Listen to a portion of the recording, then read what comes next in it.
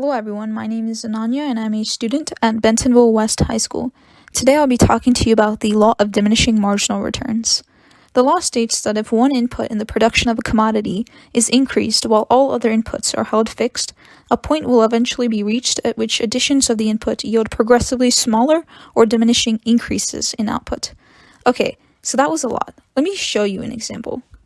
We have Keynes here who wants to start his own pizzeria. He hires his first worker, the young and skillful David.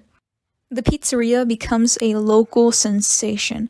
Every age group, from kids to adults, love the pizza, and this is also good news for Keynes because that means he's earning a lot of revenue. Let me show you a table that would provide you a better understanding of this topic. So this table has 4 columns. The number of workers, which represents the number of workers hired by Keynes. The total product is the total number of pizzas being produced by all the workers present at the store. The marginal product is the number of pizzas produced by each worker alone. And the marginal revenue is the marginal product times the price per each pizza. So when there's 0 workers, then there's going to be 0 pizzas produced. So the whole row, first row is 0.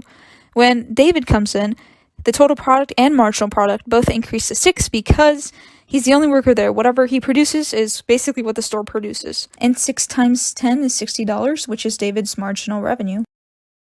A problem arises for Keynes. Since there's only one worker, customers are getting furious as they have to wait long for their pizzas.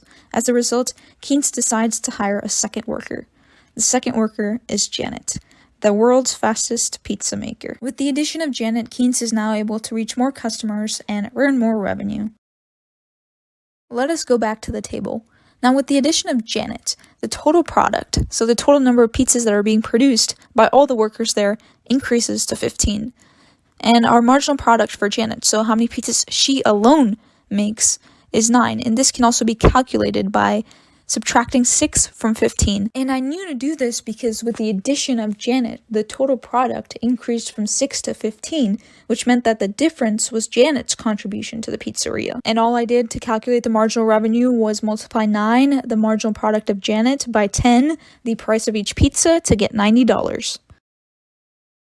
Keynes decides to hire a third worker, Adam, with the hopes of earning even more revenue.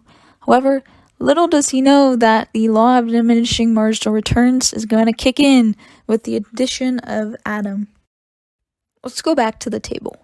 Now with the addition of our third worker, Adam, the total product increases to 21, and we can calculate Adam's marginal product by subtracting 15, the previous worker's total product, from Adam's total product. And yeah, 21 minus 15 is 6, and 6 is whatever Adam contributes to the pizzeria. And to calculate Adam's marginal revenue, we would do 6 times $10 per pizza, which would give us $60, which is whatever Adam contributes to the pizzeria himself. With the hopes of generating even more revenue, Keynes decides to hire Carl. However, compared to the previous workers, the addition of Carl does not bring much revenue to the pizzeria. Let's take a look back at the table to see exactly why this happens. With the addition of Carl, the total product increases to 25 from the previous 21.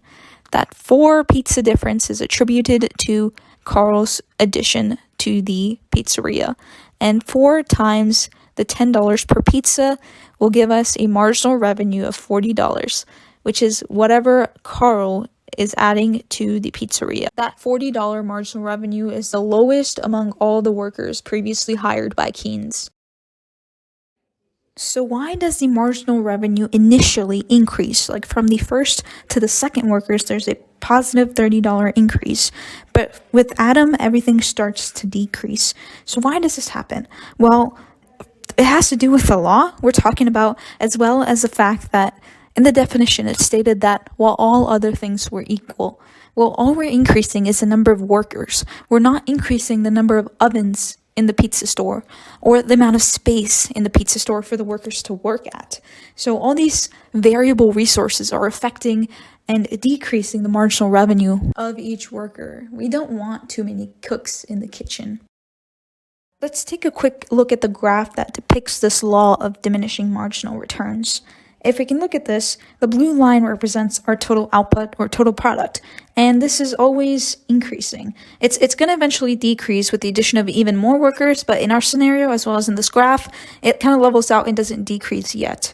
And our orange line is representing the marginal output or marginal product, and this, yes, it initially increases, but once it reaches that peak point, everything starts to decrease. And that peak point can be represented by the addition of Adam, that new worker in our scenario. So how many workers should Keynes be hiring? Well, the answer to that question lies in how much he's willing to pay each worker. And the marginal cost basically represents that value, the wages of each worker. So if we take a look at this table again and look at the last column, the marginal revenue column, let's say the marginal cost of each worker was $30. Then Keynes should be hiring all 4 of these workers because the values in the marginal revenue column are all greater than $30. We always want to take each worker who brings in more value than what he costs. So in that case, he should hire all these workers. However, if the marginal cost was $50, then he should only be hiring the first 3 workers. He should only be hiring David, Janet, and Adam because what they're bringing in, their marginal revenue is greater than $50. Carl's marginal revenue is lower than $50, so he should not be hiring Carl.